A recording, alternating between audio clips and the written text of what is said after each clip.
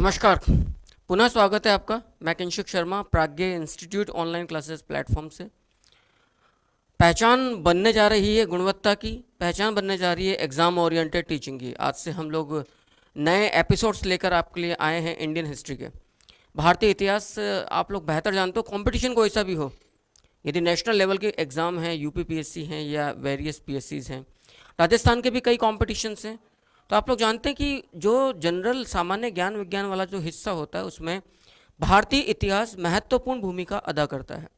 अच्छा, यहाँ पर एक बात को मैं और विस्तार से आप लोगों को बतला दूँ।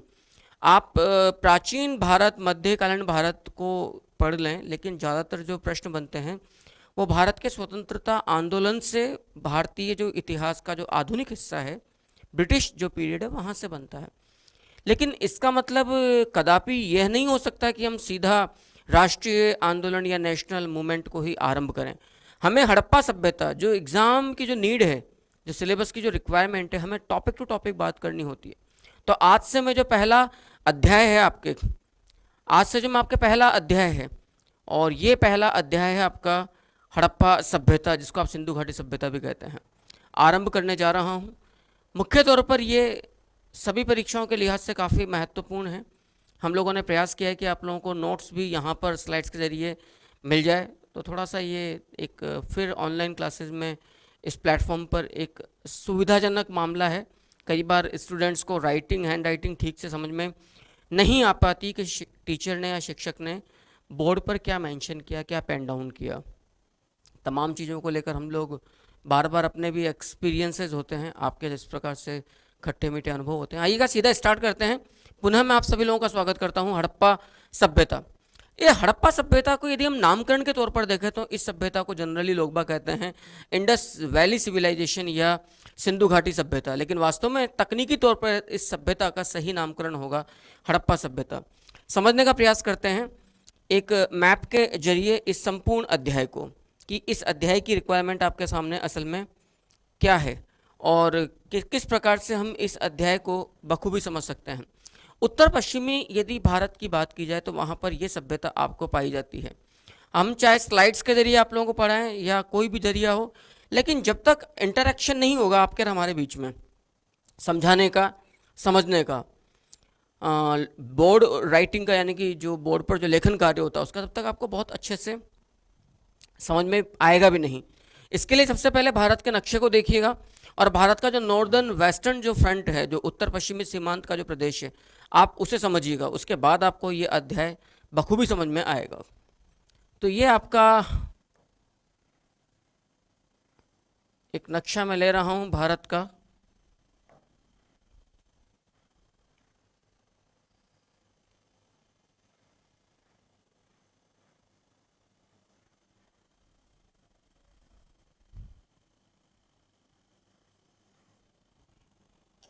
और इस नक्शे से आपको क्लियर हो जाएगा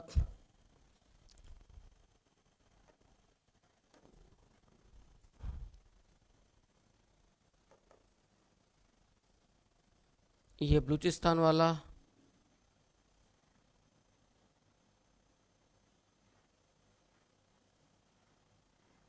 एरिया, ये गुजरात वाला एरिया आपका,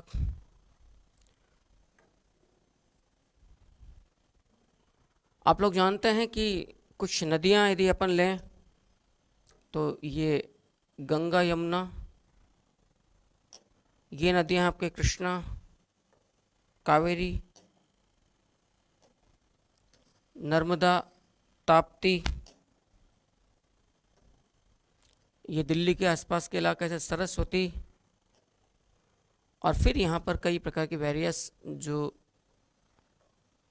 सिंधु नदी, रावी, चनाब, झेलम जैसी आप नदियाँ यहाँ पर कह सकते हैं। तो मोटे तौर पे यदि आप भारत के इस हिस्से को समझने का प्रयास करें मेरे हिसाब से, तो यहाँ पर तो है आपके अरब सागर, सॉरी ये है बे ऑफ बंगाल, यानी कि बंगाल की खाड़ी। ये जो पूरा एरिया है ये है आपका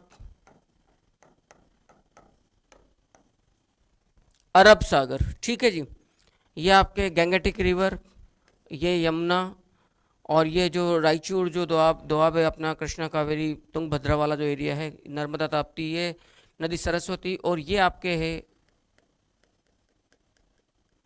सिंधु, ये रिवर है आपके रावी, और ये रिवर है आपके, याद रखना, सरस्वती। अब आप जानते हैं कि ये एरिया यहाँ पर है आपका भारत का उत्तरी एरिया, साउदर्न, और this one is eastern area and this one is western area. थोड़ा सा और मैं बात कर लूँ तो ये जो एरिया है भारतीय उपमहाद्वीप का, ये कहलाता है बलूचिस्तान। ठीक है, भारत का जो उत्तर पश्चिमी सीमांत एरिया है, भारत के उत्तर पश्चिमी सीमांत एरिया को आप कह सकते हैं ये वाला पूरा का पूरा एरिया। तो यदि हम आज से मोटे तौर पर 7-8 हज़ार साल पहले की बात करें तो कुछ नवपाषाण बस्तियां भारत में पाई गई थी। नवपाषाण बस्तियां, इस पूरे अध्याय को पहले एक बार आप यहां पर ठीक से समझ लीजिए। ये आपके नवपाषाण बस्तियां पाई गई थी।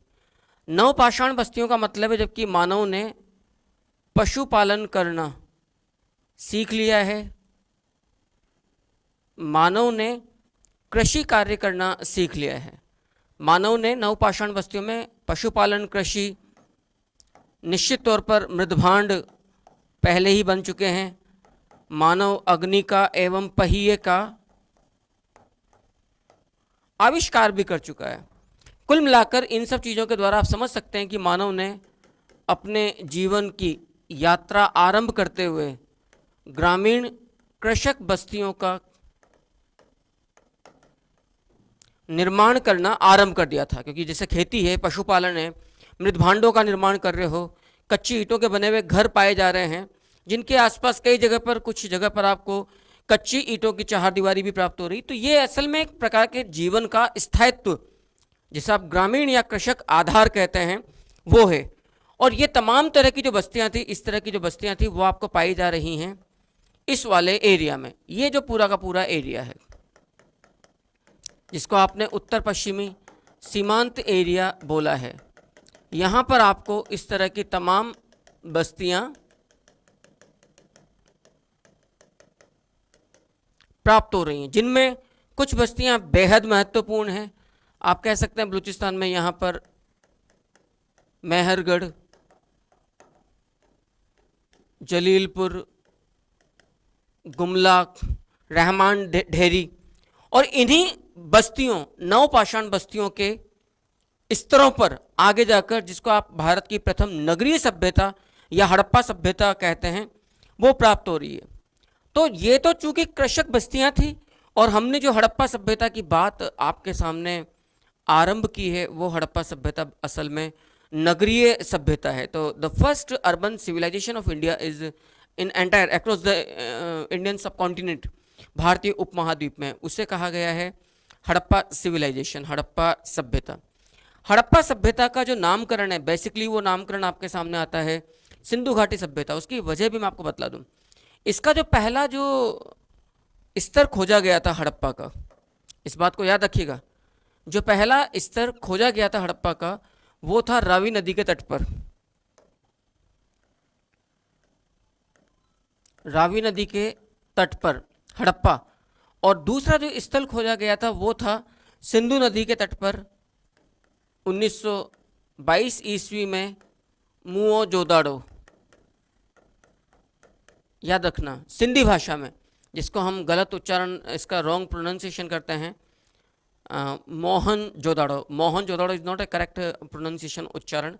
सिंधी भाषा में सही शब्द है मोहनजोदड़ो, जिसको प्रेतों का टीला या प्रेतों का बाग या मृतकों का टीला या मुर्दों का टीला एवं भी कहा गया है। और जिसको आपने मोहनजोदड़ो कहा है, इसको सिंध के नखली स्थान के रूप में भी प्रसिद्धि प्राप्त है, सिंध के नखली स्थान के रूप में भी यह जाना जाता है। तो कुल मिलाकर ये पूरा का पूरा जो एरिया जो आप यहाँ पर देख रहे हैं, यहाँ पर आपको ये आरंभिक 2 बस्तियाँ पाई जा रही हैं।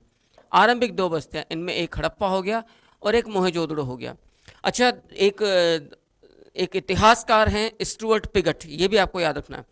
स्टुअर्ट पिगट ने इन दोनों प्रदेशों को इस साम्राज्य की जुड़वा राजधानियां बोला है, ये जिनकी दूरी बहुत ज़्यादा नहीं है, हड़प्पा और मोहेंजोदड़ो। और जो तीसरी जो प्रमुख बस्ती पाई जा रही है इस संपूर्ण हड़प्पा सभ्यता की, वो असल में पाई जा रही है आपके सिंधु घाटी सभ्यता से थोड़ा सा इस क्षेत्र से बाहर निकलकर यदि आप देखें तो आप सरस्वती नदी के तट पर जो इलाका है आपके, याद रखना, कालीबंगा। तो आरंभिक दो राजधानियां तो आपको मिल रही हैं, ये देख लीजिएगा, मोहेंजोदड़ो ये वाला एरिया, और एक पाई जा रही है हड़प्पा। लेकिन सही बात यह है कि कालीबंगा को तृतीय राजधानी बोला गया है। अब आप समझ लीजिएगा पूरा का पूरा एरिया असल में एक ट्रायंगुलर के रूप में आपके सामने आ रहा है, बिल्कुल एक ट्रायंगुलर के रूप में, एक त्रिभुजाकार क्षेत्र के रूप में। तो आरंभिक जो बस्तियां हैं, चूंकि वो सिंधु नदी और उसकी जो घाटी थी, जो वैली थी, उसके प्रवाह क्षेत्र में पाई गई है, इसीलिए सर जॉन मार्शल के द्वारा इस सभ्यता को सबसे पहले सिंधु घाटी सभ्यता या इंडस वैली सिविलाइजेशन बोला गया है। लेकिन वास्तव में कुछ जो ज़्यादातर जो इसकी जो बस्तियां हैं, फिर आप यदि यहाँ से थोड़ा पूर्व की तरफ आगे बढ़ें, ईस्टर्न की तरफ आगे बढ़ें, इस एरिया की तरफ आगे बढ़ें, तो कालीबंगा, पीलीबंगा, बनावली, थोड़ा नीचे आए गुजरात में तो धोलावीरा, सुरकोटड़ा जैसे इलाकों में पाए गए हैं। तो फिर कुछ इतिहासकारों ने इस सभ्यता का एक नाम और दिया कि जी इसे असल में कहा जाना चाहिए सिंधु सरस्वती सभ्यता। इसको कहा जाना चाहिए सिंधु सरस्वती सभ्यता। तो फिर एक ये भी बात सामने आई कि इसका सही नाम तो होना चाहिए जी सिंधु सरस्वती सभ्यता। कारण सिंधु सरस्वती सभ्यता क्यों? क्योंकि जो आरंभिक जो संकेंद्रण है, जो फोकस्ड एरिया है इस संपूर्ण सिविलाइजेशन का, वो सिंधु घाटी क्षेत्र और सरस्वती जो घाटी है, सरस्वती नदी का जो प्रवाह क्षेत्र है, उसके बीच के जो फर्टाइल लैंड है, जो फर्टाइल जो कहना चाहिए मैदान हैं, वहाँ पर ये पाए गए हैं। कालांतर में इस सभ्यता की जो बस्तियाँ थी उन इलाकों में भी पाई गई जहाँ पर दूर दूर तक सिंधु या सरस्वती नदी जैसा कोई हमें नाम नहीं मिलता है। तो फिर ये समस्या बाद में पैदा हो गई कि यदि हम इसे सिंधु घाटी सभ्यता कहते हैं तो सिंधु घाटी सभ्यता से तो तात्पर्य सिर्फ सिंधु नदी और उसके सहायक नदियों तक है। सिंधु सरस्वती कहते हैं तो उसका मध्यवर्ती एरिया है।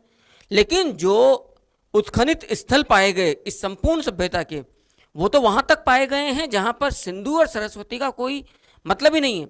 यद्यपि आप लोग जानते हैं कि सरस्वती को ऋग्वेद में नदी तमा या देवी तमा के नाम से भी जाना गया है। नदी तमा या देवी तमा के नाम से जाना गया है। तो नदी तमा या देवी तमा का मतलब है जो नदियों में प्रमुख है, जो देवियों में प्रमुख है।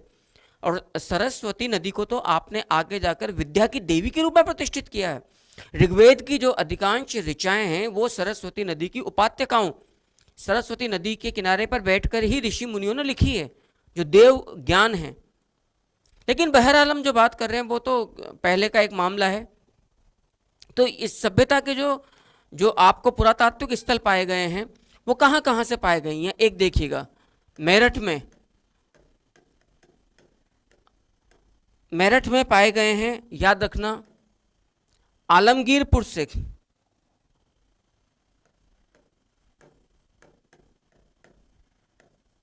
मेरठ में आलमगीरपुर से। महाराष्ट्र में यदि आप लोग जाएंगे तो महाराष्ट्र में आपको प्रदेश पाया जाएगा देमाबाद। यदि आप लोग थोड़ा सा ऊपर की तरफ जाएंगे जम्मू की तरफ तो आपको प्रदेश पाया जाएगा मांदा। और यदि आप पश्चिम में आएंगे, पश्चिम में बलूचिस्तान के एरिया में, तो वहाँ एरिया पाया जा रहा है आपको, याद रखना, सुतका गेंडोर।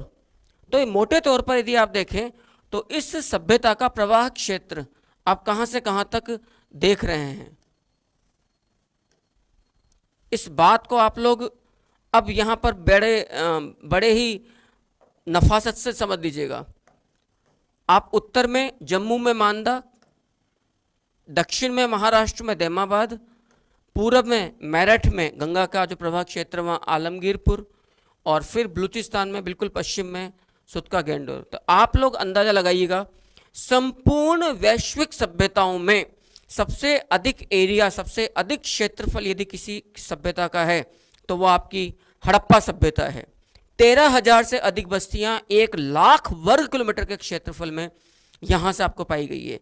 ये दुनिया की जो अर्बन सिविलाइजेशन है उनमें सबसे विशिष्ट स्थान रखती है, और दुनिया में कोई भी सभ्यता ऐसी नहीं है जो जल निकास तंत्र या वाटर ड्रेनेज सिस्टम या सैनिटेशन या सफाई स्वच्छता पर इस सभ्यता का कोई मुकाबला कर सके। और हम बड़े गर्व से कहते हैं कि ये भारत की प्रथम सभ्यता है। The first urban civilisation across the India is Harappan civilisation.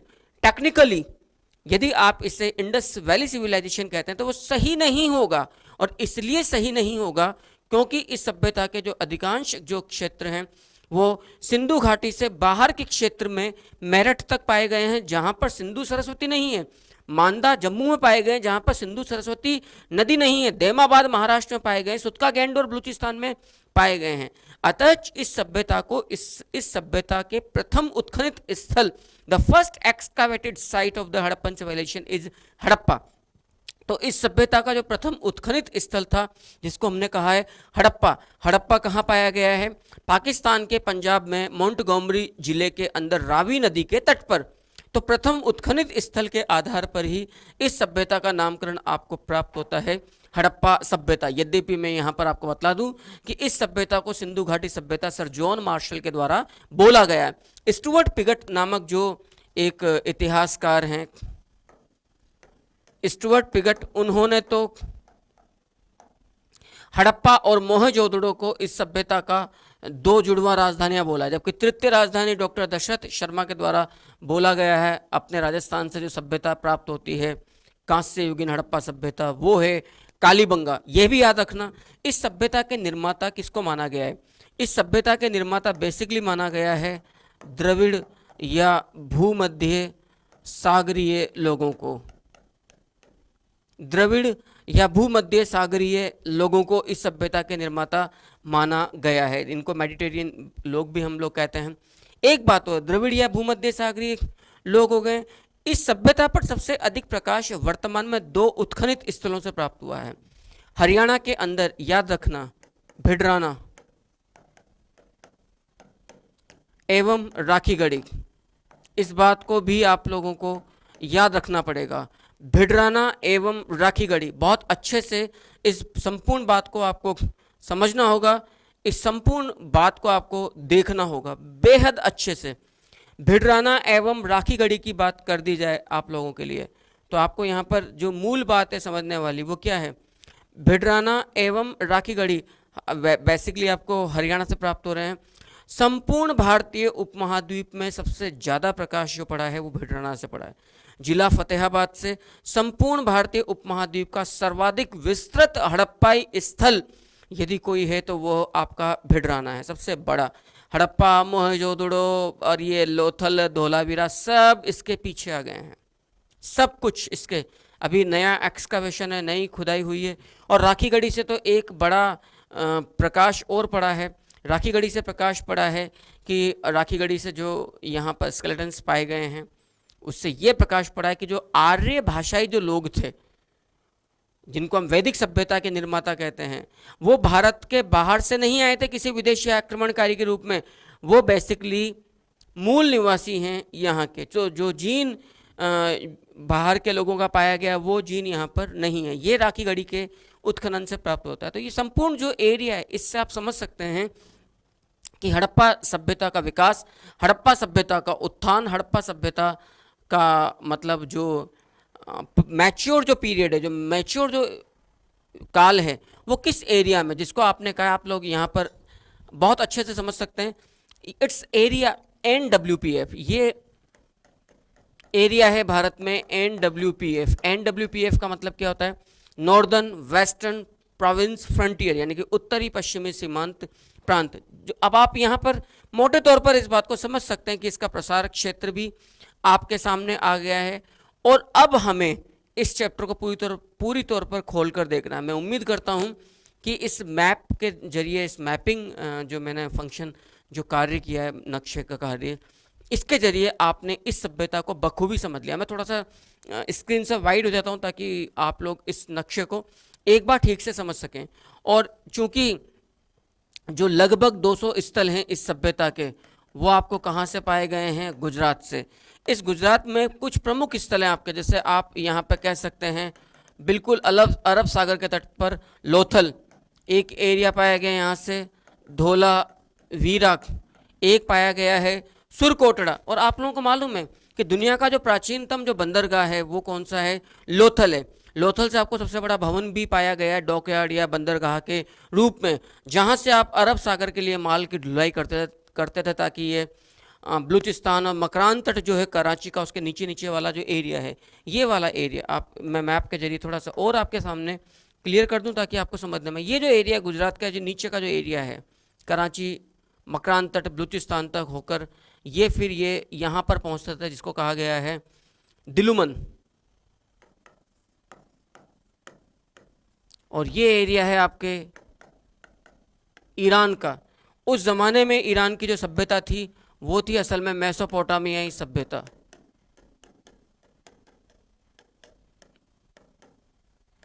मेसोपोटामियाई सभ्यता या सुमेरियाई सभ्यता। तो यूं से अंदाजा लगा लीजिएगा कि इस संपूर्ण सभ्यता का, इस हड़प्पा सभ्यता का कितना बड़ा संबंध आपका जल के द्वारा भी, जल मार्ग के द्वारा भी, और आप यहां से कह सकते हैं स्थल मार्ग के द्वारा भी, किसके साथ था? ईरान की मेसोपोटामियाई या सुमेरियाई सभ्यता के साथ। लेकिन ज़्यादा जो सुरक्षित यात्रा थी, जो ज़्यादा जो परिवहन मार्ग था, सुरक्षित safest path forward to the Iran, जो सुमेरियन और मेसोपोटामियन जो सिविलाइजेशन है, वो था असल में जल मार्ग। जो नेविगेशन था वो जल के द्वारा, समुद्र के द्वारा ज़्यादा सेफ था। सिर्फ आप कह सकते हैं कि जो समुद्री तूफान होते हैं यदि आप उन्हें छोड़ दें तो स्थल मार्ग से उस ज़माने में ज़्यादा खतरा हो सकता था। तो यदि हम अपने पूर्वजों की बात करें तो इनका जो कौशल है, इनका जो ज्ञान है, वो आप समझ सकते हैं। ये वो ज़माना जबकि घास फूस की नाव के अलावा इनके पास कुछ भी नहीं है। बाकी इनकी नॉलेज, इनका नेविगेशन की जो डेप्थ है उसको आप यहाँ पे समझिएगा कि कितना ज़्यादा परिपक्व होंगे ये लोग अपने टारगेट्स को पाने के लिए। तो आप इस नक्शे से एक बात ये भी लगा सकते हैं कि हड़प्पा सभ्यता का अपनी कंटेम्परेरी समकालीन सभ्यताओं के साथ ट्रेड और कॉमर्स के संबंध थे, व्यापार और वाणिज्य के साथ संबंध थे। अब आप यदि इस सभ्यता का प्रसार क्षेत्र देखें तो I think you would be agree with me that the main fact is कि ये पूरा का पूरा एरिया जो इंडियन सबकॉन्टिनेंट का है, ये हड़प्पा सभ्यता का इतना ज़्यादा आप प्रवाह क्षेत्र कह सकते हैं। ये देख लीजिए, थोड़ा सा ईरान वाला एरिया छोड़ दें आप लोग, तो ईरान को मैंने सिर्फ इसलिए लिया है कि इस वाले एरिया में तो इनके व्यापारिक संबंध थे, ट्रेड कॉमर्स के संबंध थे। इतना एरिया यदि आप लोग उठा लें तो ये पूरा का पूरा आपका, आप कह सकते हैं जी यहाँ पर ये आपका प्रसार क्षेत्र है हड़प्पा सभ्यता का। मैं समझता हूँ इतने एरिया में कम से कम 4 पाकिस्तान बस जाएं आज, हड़प्पा सभ्यता। तो जो पाकिस्तान को जो बड़ा घमंड है ना इस चीज़ को कि हम ये हम वो, याद रखना तुम्हारी औकात इतनी भी नहीं है जितनी हड़प्पा सभ्यता के 3 नगर मिल जाएं। तुम असल में पैदाइश हमारी ही हो। और इस बात को मैंने बैराट के संदर्भ में भी आप लोगों को कहा था कि डॉक्टर सत्यप्रकाश ने कहा था कि हड़प्पा एवं मोहनजोदड़ो को, जिसका सही उच्चारण है मोहनजोदड़ो को, हमने पाकिस्तान को देकर जो कुछ खोया वो अकेले बैराट या विराट नगर में पा लिया था। इस बात को आप लोग बहुत अच्छे से राजस्थान हिस्ट्री के संदर्भ में यदि आप लोगों ने, क्योंकि वो क्लासेस भी पैरेलल चल रही हैं, तो आप लोग समझ जाओगे। ये आपका हड़प्पन सिविलाइजेशन का ओरिजिन एरिया, आप इसका डेवलप्ड एरिया या इसका मैच्योर एरिया आप लोग कह सकते हैं। उम्मीद करता हूँ टीचिंग का नया तरीका है, नया सलीका है, लेकिन आप लोग इसे प्रेज करोगे, इसे पसंद करोगे। राइट, अब मैं मैटर की तरफ आगे आता हूँ। और ये कंटेंट यदि आपको समझ में आ गए, आप यहाँ पर एक बात और समझ लीजिएगा कि यदि इसी संदर्भ में हम देखें तो ये एरिया आपका हरियाणा जाता है, ये एरिया आपका पंजाब आ जाता है, ये पूरा एरिया आपका पाकिस्तान है, पाकिस्तान का ये एरिया सिंध है, पाकिस्तान का ये एरिया जो उसने बलात् अधिकार कर रखा है वो बलूचिस्तान है, ये वाला एरिया आपका राजस्थान है, ये वाला एरिया आपका गुजरात है, और ये वाला एरिया आपका ईरान है। ये हिस्से भारत के हिस्से हैं, भारत से बहुत अलग के हिस्से नहीं हैं। आज कह सकते हैं ये लोग कि हमारा धर्म अलग है, हमारी सिविलाइजेशन अलग है, बाकी भैया जी आपके पूर्वज एक ही हैं। और हर जगह हर हर महादेव का नारा गूंजा है, जितना भी प्राचीन वैश्विक जगत है। इस बात को हालांकि मैं बहुत ज़्यादा यहाँ पर चर्चा नहीं करूँगा, एक जनरल बात के रूप में मैं आपके सामने ले रहा हूँ, क्योंकि हड़प्पा सभ्यता के अंदर जो सबसे पहला जो देवता हमें प्राप्त हो रहा वो है आद्य रुद्र अर्थात शिव। और इसकी जो मुहूर्ती सील थी वो हमें मुओ जोदाड़ो यानी कि सिंध का नखलिस्तान या प्रेतों का टीला या मृतकों का टीला या मुर्दों का टीला या प्रेतों का बाग, ये भी प्रसिद्धि है मुओ जोदाड़ो की, यहाँ से आपको प्राप्त हो रहा है। तो एक बार पुनः एक अपना दृष्टि डालिएगा इस नक्शे पर और इस पूरे मैटर को समझ लीजिए। इसके बाद मैं अगली स्लाइड पर आ रहा हूँ और आपको समझाने का प्रयास करता हूँ। देखिएगा नेक्स्ट, ये एक स्लाइड आप यहाँ पर देख रहे हैं और आपने यदि उस मैप को ठीक से देख लिया है तो अब आप समझ जाओगे जो बात मैं कहने जा रहा हूँ। देखिएगा, आपने देखा जो प्रथम उत्खनित स्थल है हड़प्पा सभ्यता का, वो है आपका स्वयं हड़प्पा। जो प्रथम उत्खनित स्थल आपको प्राप्त हो रहा है, इसकी जो उत्खनन है वो 1921 में किया गया था। कहां पर? रावी नदी के तट पर। रावी नदी का तट कहां पर है? पाकिस्तान का पंजाब का एरिया। कौन सा जिला है? मोंट गुमरी जिला। ये हड़प्पा है और इसकी जो खोज की गई थी वो की गई थी किसके द्वारा? दयाराम साहनी के द्वारा। तो इसका जो सही नामकरण होगा वो नामकरण भी होगा किसके नाम पर?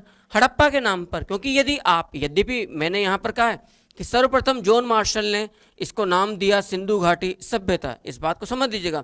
सर्वप्रथम नाम दिया गया सिंधु घाटी सभ्यता, लेकिन सिंधु घाटी सभ्यता कहना सही नहीं है, क्योंकि जो हमने देखा कि इस सभ्यता का जो प्रवाह क्षेत्र था, इस सभ्यता का जो प्रसार क्षेत्र था, वो सिंधु घाटी से काफ़ी बाहर के क्षेत्रों तक, मांदा, आलमगीरपुर, दैमाबाद और सुतका गेंडोर तक था। इसलिए इसका सही नामकरण होगा हड़प्पा, इसके प्रथम उत्खनित स्थल के नाम पर। और जो द्वितीय उत्खनित स्थल है इस संपूर्ण सभ्यता का, वो है 1922 ईस्वी का। समझिएगा, 1922 ईस्वी का। 1922 ईस्वी में जो एरिया खोजा गया, जो क्षेत्र खोजा गया, ये वो था मुओ जोदाड़ो। याद रखना, मुओ जोदाड़ो जिसे कहा गया है मृतकों का टीला, जिसे मृतकों का टीला कहा गया है। आपके प्रेतों का टीला भी इसको कहा गया है। मृतकों का टीला या प्रेतों का टीला भी इसको आपने कहा है। इसको आपने सिंध का नखलिस्तान भी बोला है। इस बात को भी आप लोग समझ लीजिएगा, सिंध का नखलिस्तान बोला गया इसको। इसको आपने प्रेतों का बाग भी बोला है। और इसकी जो खोज हुई है वो हुई है आपके सिंध नदी के तट पर, सिंध प्रदेश में, लरकाना जिले में 1922 में। और इसकी जो खोज है वो की गई है राखालदास बनर्जी के द्वारा। राखालदास बनर्जी के द्वारा। तो ये पूरा का पूरा एरिया, यदि इस सभ्यता की हम बात करें कि ये सभ्यता किस प्रकार की सभ्यता है, तो ये सभ्यता है कांस्य युगीन सभ्यता। भारतीय इतिहास में जब मानव ने पत्थरों का जो जीवन यात्रा थी वो कहलाती है स्टोन एज या प्री हिस्टोरिक एज, पाषाणकालीन ऐतिहासिक, पाषाणकालीन काल या प्रागैतिहासिक काल या प्रस्तर युगीन सभ्यता आप कहते हैं। उसके बाद मानव ने नवपाषाण काल का अंत आते आते, यानी कि लगभग 3000-4000 ईसा पूर्व आते आते, मानव ने सर्वप्रथम जिस सभ्यता का, जिस धातु का प्रयोग किया था, जिस धातु का सबसे पहले प्रयोग किया था, वो धातु असल में आपको प्राप्त होती है ताम्र। वो धातु आपको मिलती है ताम्र, कोपर। कोपर पहली सभ्यता है, मतलब कोपर पहली धातु जिसका मानव ने प्रयोग किया। कालांतर में कॉपर में, तांबे में टिन मिलाकर कांसे का प्रयोग किया और इस प्रकार की पहली सभ्यता भारतीय इतिहास में जिसने कांसे का प्रयोग किया वो हड़प्पा सभ्यता थी। इसीलिए इसको आप कांस्य युगीन सभ्यता के नाम से भी पुकारते हैं। याद रखिएगा, कौन सी सभ्यता? कांस्य युगीन सभ्यता के नाम से भी इस संपूर्ण सभ्यता को आप लोग पुकारते हैं। ये बात भी आप लोगों को समझनी है। ब्रोंज एज, तो याद रखिएगा कांसे का जो प्रयोग होता है वो होता है तांबे में टिन मिलाकर। तो आप यहाँ पर इस बात का भी अंदाजा लगा लीजिए कि किस सभ्यता के निवासियों ने पहली बार तांबे में टिन मिलाकर कांसे का निर्माण किया, वो असल में हड़प्पा सभ्यता के निवासी हैं। इसका सही नामकरण जो होगा, तकनीकी तौर पर सही नामकरण होगा प्रथम उत्खनित स्थल हड़प्पा के नाम पर इसको हड़प्पा सभ्यता बोला जाएगा। यद्यपि सर जॉन मार्शल ने इस सभ्यता को पहला नाम दे दिया था सिंधु घाटी सभ्यता। मैटर आपको समझ में आ गया है। अगला आप देखते हैं इस सभ्यता के निर्माता, ये भी आपको देखना, मैं बता भी चुका हूं आप लोगों को। इस सभ्यता के निर्माता बोला गया है भूमध्य सागरीय लोगों को, जिसको द्रविड़ भी आप लोग कहते हैं। इस सभ्यता की अवधि यदि आप C14 कार्बन विधि के आधार पर देखें, C14 कार्बन डेटिंग प्रणाली के आधार पर यदि आप देखें तो ये प्रणाली आपके सामने आती है 2500 ईसा पूर्व से लेकर 1750 ईसा पूर्व तक। लेकिन सर जॉन मार्शल ने इस सभ्यता की अवधि आपके सामने प्रदान की है 3250 ईसा पूर्व से लेकर 2750 ईसा पूर्व तक। याद रखिएगा सर जॉन मार्शल की अवधि है। लेकिन सही बात मैं बता दूं आपको, जो C14 जो प्रणाली है वो प्लस माइनस में चलती है, 50 साल ऊपर भी हो सकते हैं, नीचे भी हो सकते हैं, बट ये बहुत ज़्यादा एक्यूरेट या ऑथेंटिसिटी पर अब खरी नहीं उतर रही है। इसकी वजह मैं आपको बतला दूं। जो ICHR जो संस्था है भारत में, Indian council of history research centre new Delhi, इनके जो नए रिसर्च सामने आए हैं, तो सिर्फ आप जो मैंने आपको अभी 2 उत्खनित स्थलों की बात करी थी, भिडराना एवं राखीगढ़ी, तो मोटे तौर पर यदि इनका काल देखें तो लगभग आपको ईसा पूर्व 15,000 साल पहले तक का मामला जा रहा है। यदि आपकी पाठ्य पुस्तकों में चेंज हो गया तो यकीन मानिएगा कि आपको संपूर्ण भारतीय इतिहास का जो कालक्रम है, स्पेशली प्राचीन भारत में आप बुद्ध युग तक आते आते, जिसको आप द्वितीय नगरी क्रांति भी कहते हैं, सेकंड अर्बेनाइजेशन रिवोल्यूशन भी कहते हैं, तब तक की पूरे इतिहास की डेट्स और काल अवधियाँ आपके सामने बदलने जा रही है। लेकिन चूंकि अब जो एग्ज़ाम पैटर्न है हमें उसी को फोकस करना पड़ता है, चाहे नई नई डिस्कवरीज हो रही हैं, आपको उससे रूबरू करवाते हुए भी हमें कोशिश करना पड़ता है कि हम वहीं तक अपने आप को रखें। तो अभी तो आपको मोटे तौर पर ये याद रखना है कि इस सभ्यता का जो मूल जो काल है वो 2500 ईसा पूर्व से 1750 ईसा पूर्व तक का माना जाता है। नेक्स्ट अगला देखिएगा,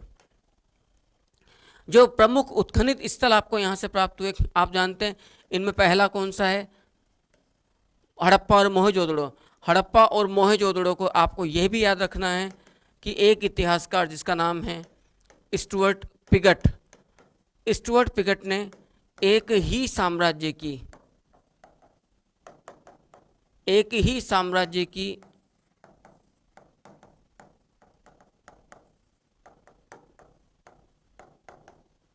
जुड़वां राजधानियां बोला है। इस बात को भी याद रखना, एक ही साम्राज्य की जुड़वां राजधानियां बोला है। किसको बोला गया है? हड़प्पा और मोहनजोदाड़ो को।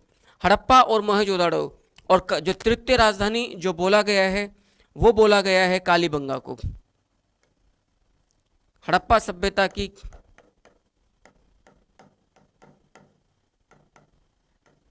तृतीय राजधानी एवं हड़प्पा सभ्यता की दीनहीन बस्ती आपने बोला है किसको? कालीबंगा को। तो जो पहला जो आपके सामने नाम आता है वो है हड़प्पा, जो रावी नदी के तट पर पंजाब में पाया गया, खोजा गया 1921 में दयाराम साहनी के द्वारा। मोहनजोदाड़ो सिंधु नदी किनारे सिंध प्रांत में 1922 में ये उत्खनित स्थल है राखालदास बनर्जी के द्वारा। कालीबंगा याद रखिएगा घग्गर नदी किनारे, यानी कि प्राचीन सरस्वती नदी के तट पर, जिला हनुमानगढ़ राजस्थान 1952 में अमलानंद घोष के द्वारा। और लोथल को भोगवा नदी किनारे गुजरात 1955 में डॉक्टर SR राव के द्वारा खोजा गया है। बनावली जो सरस्वती नदी के तट पर, प्राचीन जो सरस्वती लुप्त प्राय, हरियाणा में 1973 में RS बिष्ट के द्वारा, जबकि गुजरात में धोलावीरा को खोजा गया 1991 में RS बिष्ट के द्वारा, RS बिष्ट के द्वारा। अब यहाँ पर हालांकि जब आप लोगों ने एक लाइव क्लास मतलब क्लास देखी थी इसी चैनल पर, इसी प्लेटफॉर्म पर, इसी एप्लीकेशन पर कि कालीबंगा वाली, तो भी मैंने आपको बहुत स्पष्ट तौर पर आपको बहुत क्लियर कट सा मामला बताया था कालीबंगा के संदर्भ में। और वो मामला क्या था कालीबंगा के संदर्भ में? वो ये था, आपको यहाँ पर ये भी याद रखना है, कई जगह पर जो तमाम जगह पर गलतियाँ हो जाती हैं, कि भारत में स्वतंत्रता के बाद प्रथम खोजा गया एवं उत्खनित स्थल आपके पंजाब में रोपड़ है। इस बात को याद रखना, भारत में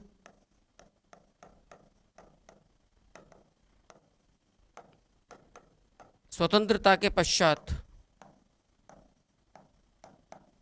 प्रथम उत्खनित एक्सकावेटेड और प्रथम खोजा गया जो हड़प्पाई स्थल है वो याद रखिएगा पंजाब में रोपड़ है, राइट। आगे देखिए, यदि आप इस सभ्यता की, हड़प्पा सभ्यता की विशेषताओं पर प्रकाश डालें तो ये भारत की बहुत इंपॉर्टेंट बात है, तमाम प्रश्न यहीं से निकलते हैं। यह भारत की प्रथम सभ्यता है, इसको भारत की प्रथम नगरीय सभ्यता भी कहते हैं। हालांकि अब इस बात पर क्वेश्चन मार्क उठ रहे हैं। जो नए एक्सकवेशन, जो नई डिस्कवरी, जो नई खोज सामने, जो नए अनुसंधान सामने आए हैं, ये बड़ी मूर्खतापूर्ण बात होगी कहना कि प्रथम सभ्यता तो हड़प्पा है जो नगरीय है और द्वितीय सभ्यता वैदिक थी जो ग्रामीण है। भैया, गाँव से नगर तो बसे हैं, लेकिन नगर से पुनः गाँव बसे, ये बात थोड़ी सी उल्टा क्रम कैसे। लेकिन अब चूंकि मैंने कहा ना, जो पैटर्न हमें होता है वो फॉलो करना पड़ता है, तो हमें भी वही, चाहे गलत है ऐतिहासिक तौर पर, ये तार्किक तौर पर भी, लेकिन लेना पड़ता है। तो भारत की जो प्रथम सभ्यता है वो आपने सैंधव सभ्यता को बोला है। भारत की प्रथम नगरीय सभ्यता आप हड़प्पा सभ्यता है। यहाँ के लोग शांति प्रिय लोग थे। शांति प्रिय लोग इसलिए बोला गया है क्योंकि इस सभ्यता से आपको अस्त्र शस्त्र ना के बराबर प्राप्त हुए हैं, यानी कि लगभग अनुपस्थित थे। तो यहाँ पर युद्ध प्रिय लोग नहीं थे, शांति प्रिय लोग थे। हथियार या अस्त्र शस्त्र अनुपलब्ध हैं, लेकिन यहाँ की जो अर्थव्यवस्था ज़्यादा मजबूत थी। यहाँ अर्थव्यवस्था इनकी व्यापार पर टिकी हुई थी, और ये केवल अंतर्राज्यीय व्यापार पर नहीं टिके हुए थे, भारत के अन्य सांस्कृतिक केंद्रों के साथ इनके व्यापारिक संबंध थे। ऐसा ही नहीं है, अपितु इनके व्यापारिक संबंध भारत के बाहर जो उपमहाद्वीप में ईरान की जो मेसोपोटामिया सभ्यता थी उसके साथ भी था। हम लोग इस बात पर चर्चा बहुत पहली वाली स्लाइड में कर चुके हैं इसी क्लास के अंदर। यहाँ पर आपको ये भी याद रखना, ये पहली सभ्यता थी जिसने कांस्य उपकरणों का प्रयोग किया है, कांस्य उपकरणों का। लेकिन फिर भी ये बात भी आपको समझना होगा, संपूर्ण भारतीय इतिहास का कोई दौर ऐसा नहीं है जो कि पूरी तौर पर कांस्य युगीन सभ्यता, पूरी तौर पर कि जहाँ तमाम उपकरण, तमाम वस्तुएं सिर्फ और सिर्फ कांस्य की पाई जा रही है। चाहे कांस्य का उपयोग करना या निर्माण करना इन लोगों ने सीख लिया था तांबे में टिन मिलाकर, लेकिन आपको यहाँ पर ये बात याद रखना, भारत में टिन बहुतायत रूप में कभी नहीं पाया गया। अतः हड़प्पा सभ्यता के अंदर भी कांस्य के उपकरण लगभग मतलब बहुत कम मात्रा में, बजाय उसके इस सभ्यता के अंदर तांबा और पत्थर के उपकरण ज़्यादा पाए गए हैं। तो आप लोग जानते हैं कि इसको आपने एक तरह से कैल्कोलिथिक कल्चर, जिसको आप ताम्रपाषाणिक कल्चर कहते हैं, वो भी हम इसको पुकारते हैं, क्योंकि यहाँ से ताम्रपाषाण उपकरण बहुत मात्रा में पाए गए हैं। ये सभ्यता के निवासी लौह धातु से पूरी तौर पर अपरिचित थे, शाकाहारी और मांसाहारी लोग थे। मंदिर के साक्ष्य यहाँ से नहीं मिले हैं, खुदाई से तीर कमान के साक्ष्य नहीं मिले हैं, यहाँ से आपको गाय, मंदिर के साक्ष्य नहीं मिले हैं। इसके अलावा ये लोग घोड़े से परिचित थे, इस बात को भी याद रखना, कहीं गड़बड़ मत कर बैठना। ये लोग घोड़े से परिचित थे। ये अलग बात है कि इन्होंने घोड़े का या अश्व का बहुतायत में प्रयोग नहीं किया, लेकिन ये लोग घोड़े से, माफ करना, घोड़े से अपरिचित नहीं थे, घोड़े से अपरिचित नहीं थे, घोड़े से ये लोग वेल नोन थे, परिचित थे। ये अलग बात है कि घोड़े का प्रयोग इन्होंने बहुत ज़्यादा नहीं किया जिस प्रकार से वैदिक सभ्यता के लोगों ने किया। तो लौह धातु से तो पूरी तौर पर ये अपरिचित थे, क्योंकि यहाँ पर जिस धातु का प्रयोग हुआ है वो धातु कौन सी आपके सामने, कांस्य है। मकान निर्माण में पक्की ईंटों का प्रयोग हुआ है, मकान निर्माण में पूरी तौर पर पक्की ईंटों का प्रयोग हुआ। लेकिन यदि आप कालीबंगा की बात करें, कालीबंगा जिसको हड़प्पा सभ्यता की तृतीय राजधानी भी बोला गया, चूंकि यहाँ पर मकान निर्माण में, कालीबंगा में मकान निर्माण में याद रखना कच्ची ईंटों का प्रयोग प्राप्त होता है, भवन निर्माण में आश्चर्यजनक तरीके से यहाँ पर कच्ची ईंटों का प्रयोग प्राप्त होता है, धूप में सुखाई गई ईंटों का प्रयोग प्राप्त होता है।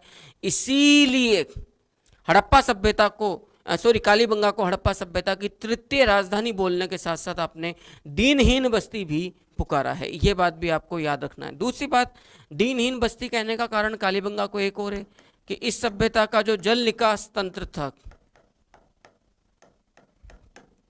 वो अपेक्षाकृत कमजोर था। हड़प्पा और मोहनजोदड़ो की तुलना में यहाँ का जो जल निकास तंत्र था वो अपेक्षाकृत कमज़ोर था। ये बात भी आप लोगों को ठीक से समझ लेनी है। तो इसकी इसकी मोटी वजह या इसका कारण क्या हो सकता है, क्योंकि यहाँ पर आपको ढकी हुई पक्की ईंटों की नालियाँ तो कम मिली है, लेकिन यहाँ पर लकड़ी की नालियों का प्रयोग हमें भारतीय इतिहास में पहली बार प्राप्त होता है। कच्ची ईंटों की सुरक्षा के लिए प्राचीर युक्त बस्तियाँ पाई गई हैं, ये भी समझने वाली बात है। आप इसको समझ लीजिए कि जो संपूर्ण जो एरिया है हड़प्पा सभ्यता का, वो यूं है कि जिसका जो प्रवेश द्वार है वो उत्तरी दिशा में है नदी के मुहाने की तरफ, और संपूर्ण जो बस्ती है वो एक कच्ची ईंटों के द्वारा घिरी हुई है, कच्ची ईंटों की सुरक्षा दीवार के द्वारा घिरी हुई है। और इसके अंदर भी फिर आपको दो टीले पाए गए हैं, पश्चिमी और पूर्वी टीला। पश्चिमी जो टीला है वो पुनः पाया गया है एक प्लेटफॉर्म पर,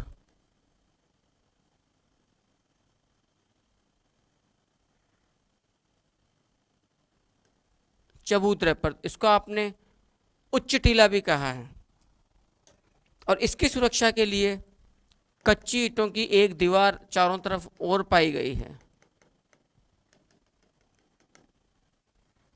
तो आप ये समझ लीजिए कि जो ये पश्चिमी टीला है इसको आपने बोला है उच्च टीला या दुर्ग टीला, जो कि वेस्टर्न टीला है। लेकिन यदि बात की जाए जो पूर्वी टीला है, इसको आपने निम्न टीला बोला है।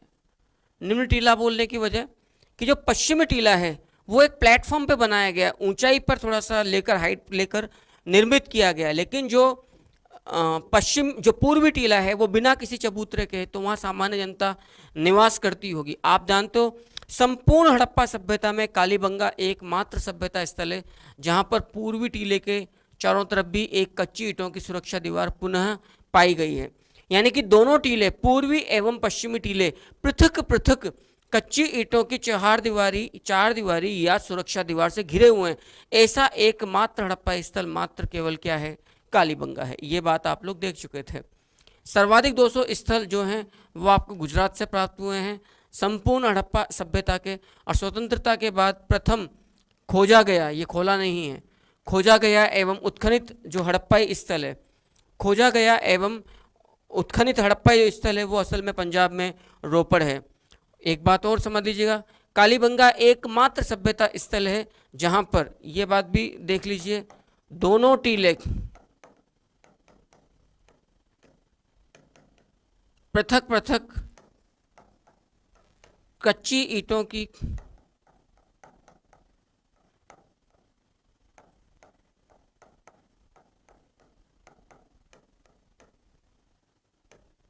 सुरक्षा दीवार से घिरे हुए पाए गए हैं। कच्ची ईंटों की सुरक्षा दीवार से घिरे हुए पाए गए हैं। एक बात तो कालीबंगा, और मैंने जिस समय कालीबंगा राजस्थान हिस्ट्री में आपने पढ़ा, वहाँ पर भी मैंने चर्चा करी थी, एक पल्लड़ युक्त दरवाजे सिर्फ कालीबंगा से पाए गए हैं। इसके अलावा कालीबंगा से एक बात और पाई गई है, फर्श में अलंकृत ईंटों का प्रयोग भी आपको कालीबंगा से मिलता है। फर्श में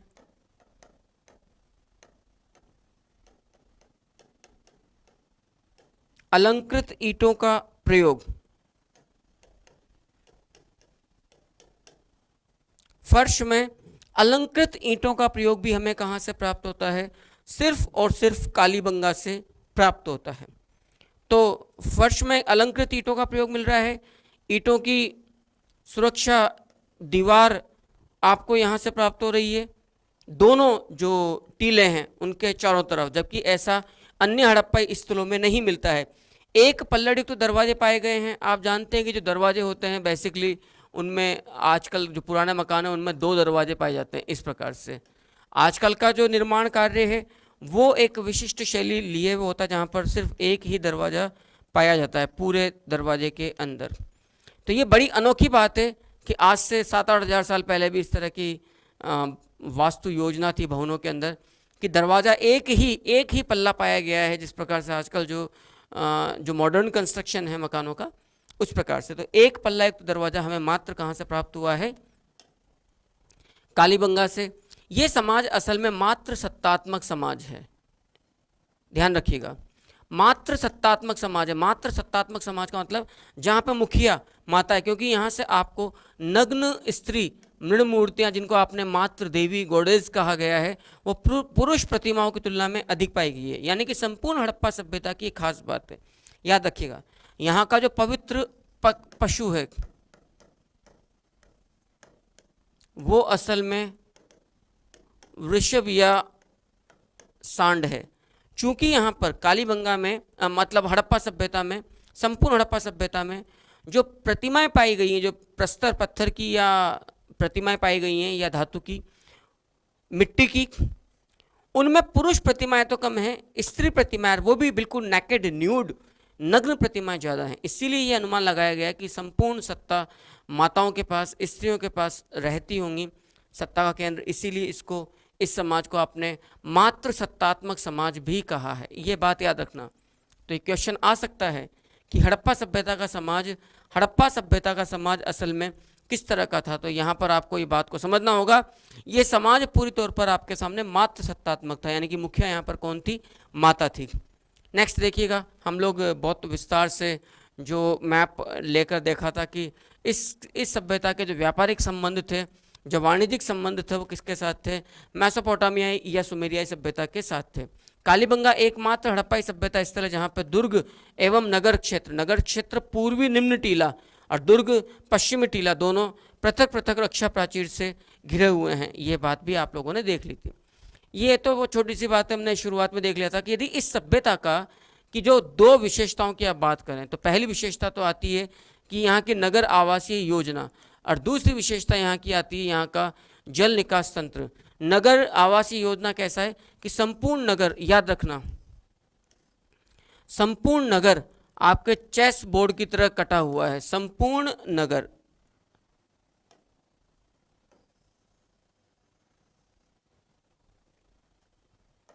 दोबारा देखिएगा,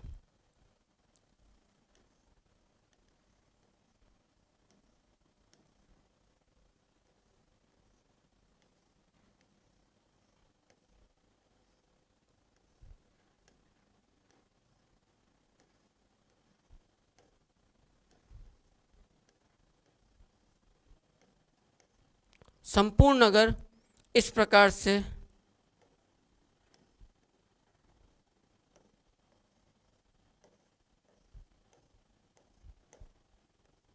चेस बोर्ड की तरह कटा हुआ है। तो ये वाले जो एरिया यहाँ पर आपके भवन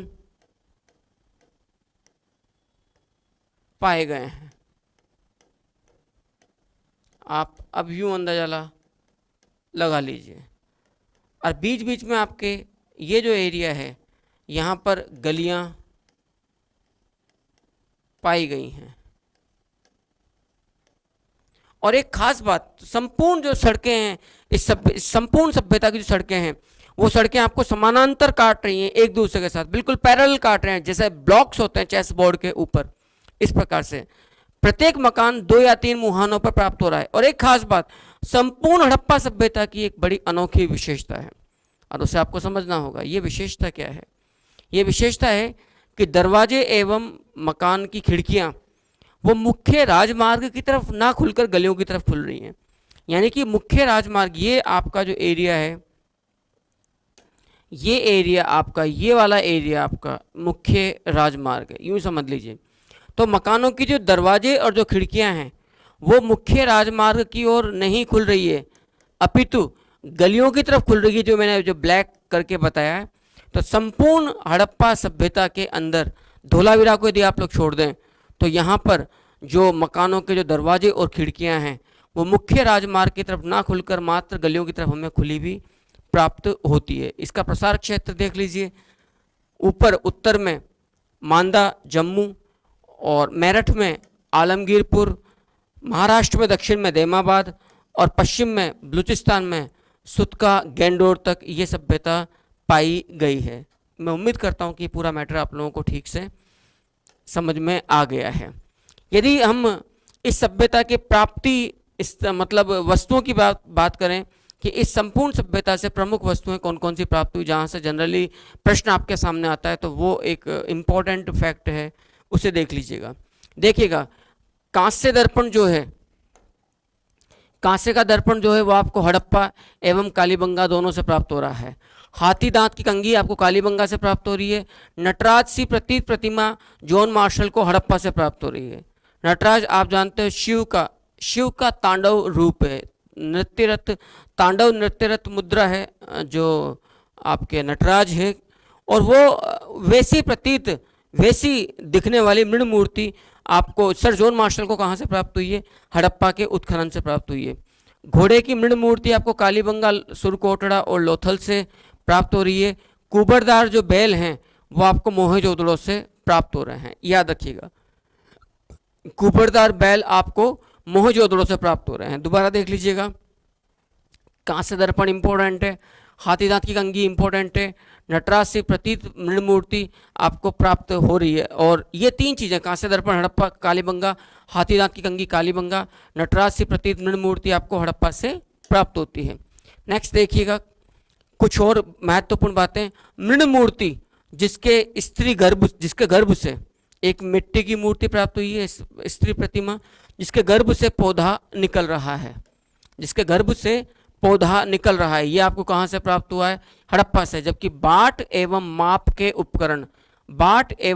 उपकरण आपको लोथल और कालीबंगा से प्राप्त होते हैं। हाथी दांत का स्केल आपको लोथल से प्राप्त होता है, सीप का स्केल आपको मोहनजोदड़ो से, और मिट्टी की बैलगाड़ी आपको कालीबंगा से प्राप्त होती है। काफ़ी महत्वपूर्ण है। हम लोगों ने कोशिश किया कि बिना ज़्यादा आपका वक्त गवाए गागर में सागर भर दें और वही फैक्ट्स आपके सामने लेकर आएँ जो जनरली आपको परीक्षा प्रश्न में क्वेश्चंस के रूप में आपके सामने आते हैं। तो आप बार बार इन्हें देखिएगा, स्लाइड्स को समझिएगा, रिपीट करिएगा, याद करिएगा। मिट्टी की बैलगाड़ी का खिलौना कालीबंगा से प्राप्त हुआ है। सीप का बना स्केल आपको, पैमाना स्केल आपको मोहनजोदड़ो से प्राप्त हुआ है। हाथी दांत का जो एलिफेंट टीथ है उसका बना हुआ स्केल जो है वो लोथल से प्राप्त हुआ है। बाट और माप के उपकरण आपको लोथल और कालीबंगा से प्राप्त हो रहे हैं। और एक ऐसी स्त्री प्रतिमा जिसके गर्भ से को पौधा निकल रहा है, संभवतः वो वनस्पति देवी के रूप में रही हो, वो आपको प्राप्त हो रही है कहाँ से? हड़प्पा से। इसके अलावा विश्व की प्राचीनतम जुते हुए खेत या हल की लकीरें आपको कालीबंगा से मिलती है। एकमात्र अलंकृत ईंटें, वृत्ताकार परिच्छेदित ईंटें, देखिएगा मकान के फर्श में इस तरह की ईंटें प्राप्त हुई हैं जो इस प्रकार से कटी हुई हैं।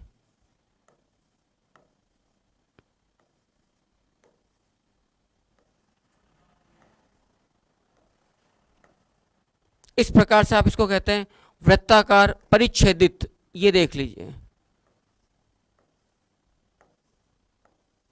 बहुत सुंदर, ये टाइल्स है उस जमाने की। और इस प्रकार का एकमात्र अलंकृत ईंट वाला जो फर्श प्राप्त हुआ है वो अपने को कहाँ से प्राप्त हुआ है? कालीबंगा से प्राप्त हुआ है।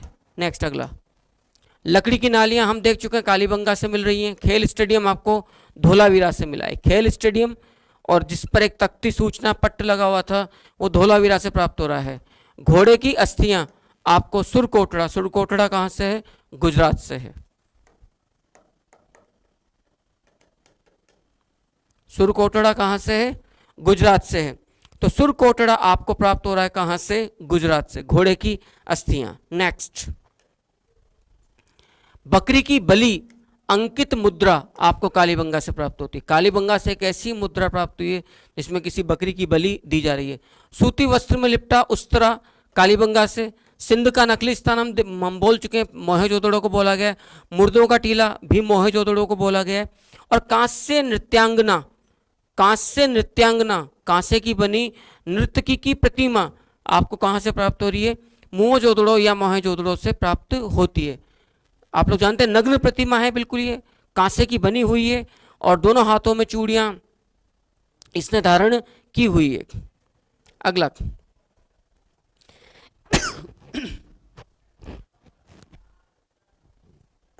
सॉरी एक्सक्यूज मी, कहते हैं कि लिपस्टिक जैसी एक स्टिक आपको प्राप्त हुई है चन्होदड़ो से। तो हम ये तो नहीं कह सकते कि कोई रेवलॉन या एलेटिन या लैक्मे जैसा कोई ब्रांड है, लेकिन हाँ आप जानते हो जब से नारी और नारे साथ में रहे हैं किसी भी सभ्यता के दौर में, तो श्रृंगार, श्रृंगार, अलंकरण, केश विन्यास, अपने चेहरे को सुंदर बनाना, ये मतलब एक दूसरे को जो हम कहते हैं अपोजिट सेक्स अट्रैक्शन, ये बराबर मानवीय स्वभाव है। तो यहाँ से इस प्रसाधन सामग्रियाँ खूब मिली हैं श्रृंगार की। आप ताम्रपिन कह सकते हैं, कांस्य दर्पण कह सकते हैं, सुरमा लगाने की हड्डी से बनी सलाइयाँ कह सकते हैं। और सबसे बड़ी बात, कितनी बड़ी बात है, आप लोग जानते हो आँखों के अंदर काजल और होठों पे लाली, ये है किसी गोरी की निशानी, ठीक है ना।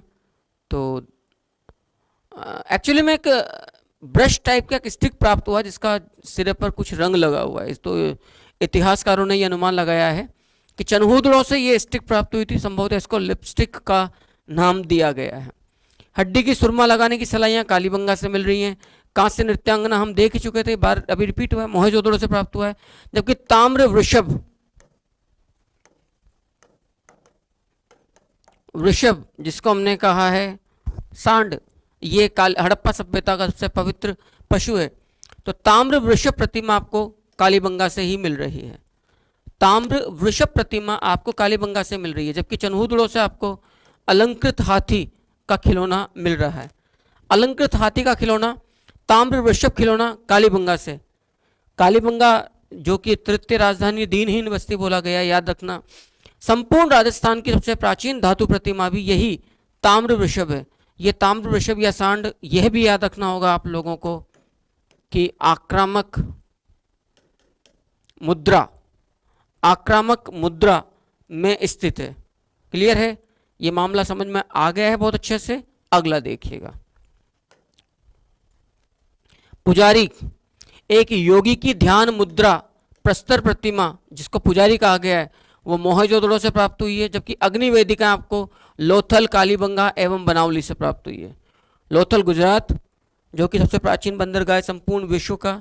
बनावली हरियाणा। अभी आपने देखा था जुते हुए खेत, यानी कि हल के निशान, हल प्लॉग, हल के निशान या जुते हुए खेत आपको कालीबंगा से मिला है। लेकिन मिट्टी का बना हल का खिलौना बनावली से मिला है। अग्नि वेदिकाएं जो प्राप्त हुई हैं वो आपको प्राप्त हुई हैं कहाँ कहाँ से? लोथल से, कालीबंगा से और बनावली से। पीतल की इक्का गाड़ी वो प्राप्त हुई है आपको कहाँ से? हड़प्पा से। पीतल की इक्का गाड़ी कहाँ से प्राप्त हो रही है आपको? हड़प्पा से। और हल का खिलौना बनावली से। जबकि हल की लकीरें, यह भी याद रखना,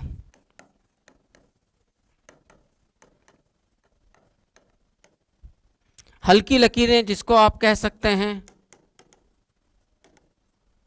जुते हुए खेत, ये आपको प्राप्त हो रहे हैं कहाँ से? कालीबंगा से। ऑक्सफोर्ड सर्कस, ये मोहनजोदड़ो से। ये कुछ भी नहीं है, असल में उत्तरी मार्ग को जाने वाली सड़क जिस पर पूर्वी सड़क आकर मिलती है और जो एक चौराहा बना है उसको बोला गया ऑक्सफोर्ड सर्कस। तो ये प्राप्त हुआ आपको कहाँ से? मोहनजोदड़ो से।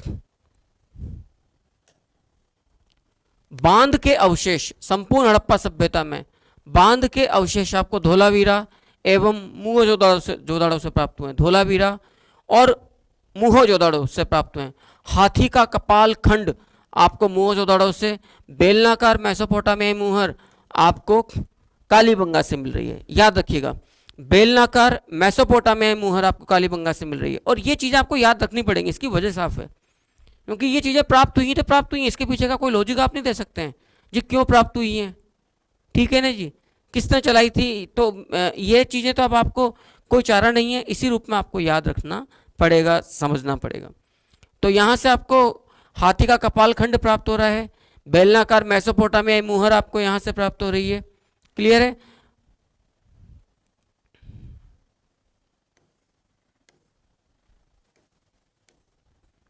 चावल के साक्ष्य आपको कहाँ से प्राप्त हो रहे हैं? लोथल से। चावल के साक्ष्य गुजरात में लोथल से प्राप्त हो रहे हैं। जौ के साक्ष्य हरियाणा में बनावली से। और लोथल को लघु हड़प्पा एवं मोहनजोदड़ो भी कहा गया है, यह भी याद रखना होगा।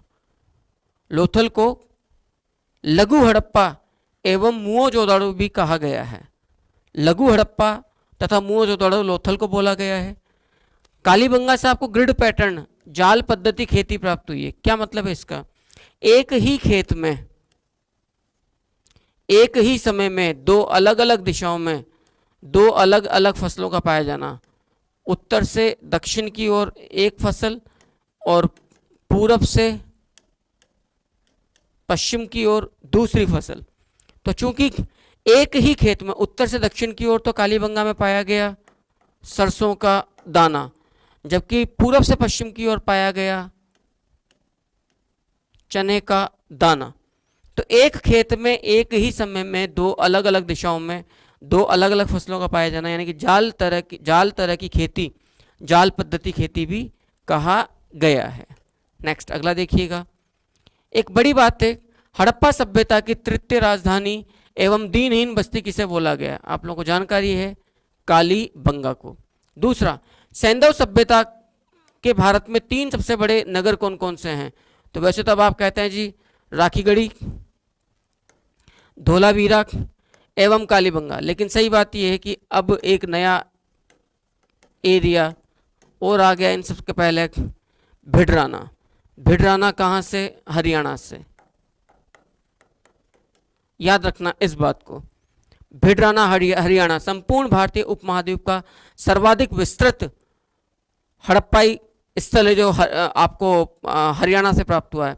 और संपूर्ण हड़प्पा सभ्यता के दो सबसे बड़े निर्माण कार्य जो आपको प्राप्त हुए हैं, दो सबसे बड़े निर्माण कार्य वो प्राप्त हुए हैं। एक तो बंदरगाह है गोदीबाड़ा लोथल से, और अन्नागार है कहाँ से? हड़प्पा से। तो सबसे बड़ा जो निर्माण कार्य है वो तो लोथल का बंदरगाह है और हड़प्पा का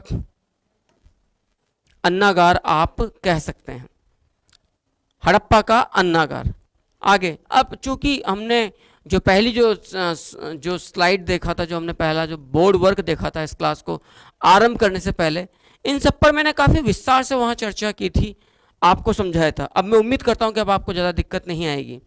और जिस लेवल पर आपके कॉम्पिटिशन्स आने हैं, हमें उम्मीद है कि आपने ढंग से पढ़ लिया, ढंग से देख लिया, और साथ में कोई एक अच्छी पुस्तक आपने साथ में रखी। यद्यपि बुक जरूरत नहीं पड़ेगी उस चीज़ की, आप लोग कहीं पर भी एग्जाम में निराश होने नहीं जा रहे हो। नेक्स्ट, मोहनजोदाड़ो की सबसे बड़ी इमारत वही है जो हड़प्पा से प्राप्त हुई है, अन्नागार। जबकि जॉन मार्शल ने, याद रखिएगा सर, जॉन मार्शल ने पशुपति शिव चित्रित मुहर कहाँ से प्राप्त हुई है? मोहनजोदाड़ो से। अथवा जॉन मार्शल ने आद्य शिव की जो प्रतिमा थी वो हमें कहाँ से मिल रही है? वही वाली बात है, मोहनजोदाड़ो से। इस बात को याद रखना। इसमें एक सींग वाला एक देवता है, सींग लगे हुए हैं, जिसके चारों तरफ पशु हैं, हिरण हैं, व्याघ्र है। तो ये जो मुद्रा है आद्य शिव की मुद्रा, क्योंकि हड़प्पा संपूर्ण हड़प्पा सभ्यता से लिंग भी काफ़ी मिले हैं।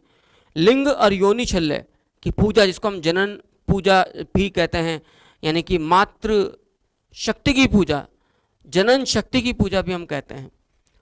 किस विद्वान ने हड़प्पा एवं मोहनजोदड़ो को एक ही साम्राज्य की दो राजधानियां बोला है? तो वो सज्जन कौन है? Stuart Piggott. समझिएगा इस बात को। स्टुअर्ट पिगट ने मोहनजोदड़ो एवं हड़प्पा को एक ही साम्राज्य की जुड़वा राजधानियां कहा है, दो राजधानियां बोला है। किसको? हड़प्पा और मोहनजोदड़ो को। किस विद्वान के द्वारा? स्टुअर्ट पिगट के द्वारा। हड़प्पा सभ्यता के यदि हम प्रतीक चिन्हों की बात करें तो सबसे पवित्र पशु कौन सा है? वृषभ, नंदी, सांड। पवित्र वृक्ष कौन सा है? पीपल। पवित्र पक्षी बतख।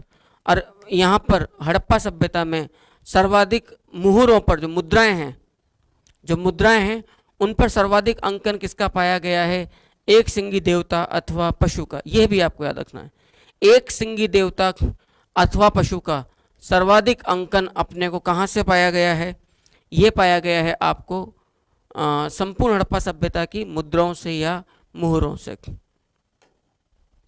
अगला देखिएगा, यह भी आपको समझने वाली बात है। संपूर्ण हड़प्पा सभ्यता में जो मुहरें प्राप्त हुई हैं वो सर्वाधिक मुहरें किस आकार की है? वर्गाकार। संपूर्ण हड़प्पा सभ्यता में सर्वाधिक जो मुहरें प्राप्त हुई हैं, सर्वाधिक मुहरें वो किस आकार की प्राप्त हो रही हैं? वर्गाकार। नेक्स्ट, जो मेसोपोटामिया, ईरान की जो मेसोपोटामिया या जो सुमेरियाई सभ्यता है, ईरान की जो मेसोपोटामियाई या सुमेरियाई सभ्यता है, वहाँ के अभिलेखों में एक शब्द का उल्लेख मिलता है आपको, मेलुहा। इस मेलुहा का संबंध किसके साथ है, याद रखिएगा। तो ये बात को याद रखना, संपूर्ण हड़प्पा सभ्यता प्रदेश के साथ या सिर्फ हड़प्पा सभ्यता स्थल या मोहनजोदड़ो स्थल के साथ।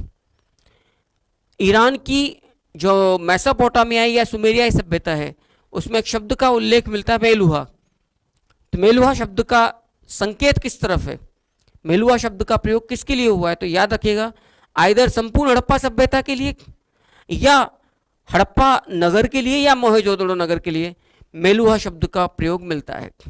एक महत्वपूर्ण प्रश्न और है यहाँ से कि संपूर्ण सैंधव सभ्यता में मृण मूर्तियों का निर्माण किस पद्धति द्वारा किया जाता था, ये भी समझिएगा। संपूर्ण सैंधव सभ्यता में मृण मूर्तियों का निर्माण किस पद्धति के द्वारा किया जाता था, तो आंसर होगा आपका हाथ से चिकोटी पद्धति के द्वारा। हाथ से चिकोटी पद्धति का मतलब होता है हाथ को प्रेस करके गीली मिट्टी को फिर मूर्तियों का निर्माण करना। तो हाथ से चिकोटी पद्धति के द्वारा यहाँ पर मृण मूर्तियों का निर्माण किया जाता था। हड़प्पा से आपको एक बड़ा ग्रेट बाथ मिला है,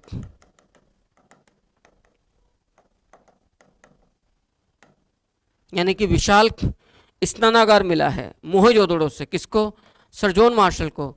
उस सर जॉन मार्शल ने उस विशाल स्नानागार को क्या बोला है, समकालीन विश्व का महान आश्चर्य।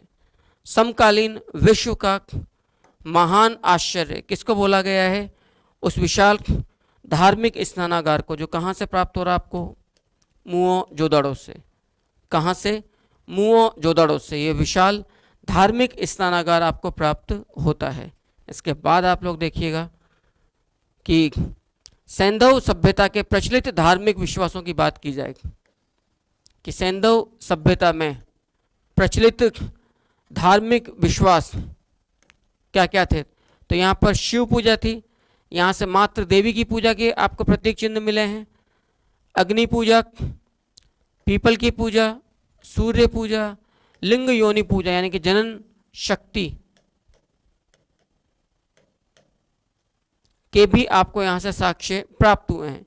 उर्वरा शक्ति के रूप में मात्र देवी की प्रतिमा, क्योंकि यहाँ से नग्न मात्र देवी की प्रतिमाएं संख्या में बहुत ज़्यादा आपको प्राप्त हो रही है। और यदि बात की जाए यहाँ की कि यहाँ की जो लिपि थी वो किस तरह की थी, तो इस बात को भी समझिएगा। यहाँ की लिपि थी भाव चित्रात्मक या पिक्टोग्राफिक, इसको बूस्ट्रोफेदन लिपि भी कहा गया है। बूस्ट्रोफेदन लिपि जो पहली पंक्ति में दाएं से बाएं ओर चलती है, दूसरी पंक्ति में बाएं से दाएं ओर चलती है। पहली पंक्ति में दाएं से बाएं और दूसरी पंक्ति में, तो इसको आपने सर्पाकार लिपि या आपने गोमुत्रिका लिपि भी कहा है। इसको सर्पाकार अथवा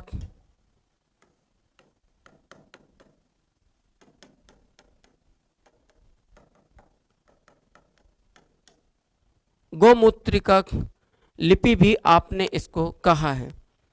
तो गोमुत्रिका लिपि अथवा सर्पाकार लिपि भी इस संपूर्ण लिपि को बोला जाता है, राइट। तो ये पहली पंक्ति में तो दाईं से बाईं ओर और दूसरी पंक्ति में बाईं से दाईं ओर चलती है, यानी कि स्पाइरल। और यदि फाइनली इस सभ्यता के पतन की बात की जाए, फाइनली यदि अपन बात करें कि इस सभ्यता का असल में पतन किस प्रकार से हुआ है, तो याद रखिएगा इस सभ्यता का जो पतन हुआ है, इस पतन के कारण में आता है प्राकृतिक आपदाएं।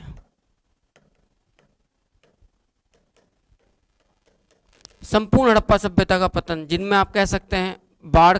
दूसरी बात, संपूर्ण जो आप स्थल हैं हड़प्पा सभ्यता के, वो एक साथ न तो विकसित हुए हैं, न एक कारण के द्वारा, किसी एक प्राकृतिक आपदा के द्वारा एक ही समय पर सबका अंत हुआ, ऐसा नहीं है।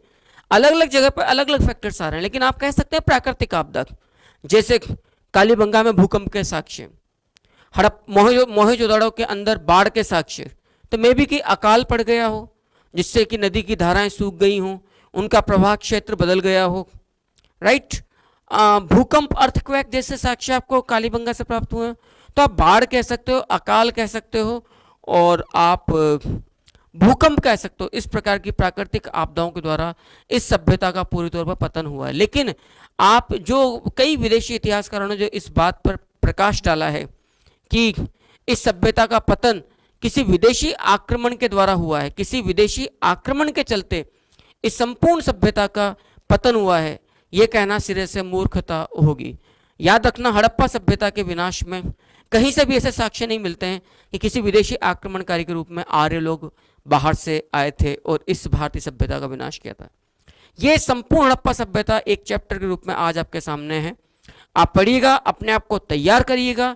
इसके बाद हम प्रत्येक चैप्टर को इस मेथड पर लेंगे, तो मुझे नहीं लगता कि आप लोगों को भारतीय इतिहास का खौफ फिर कभी आगे सता सकता है।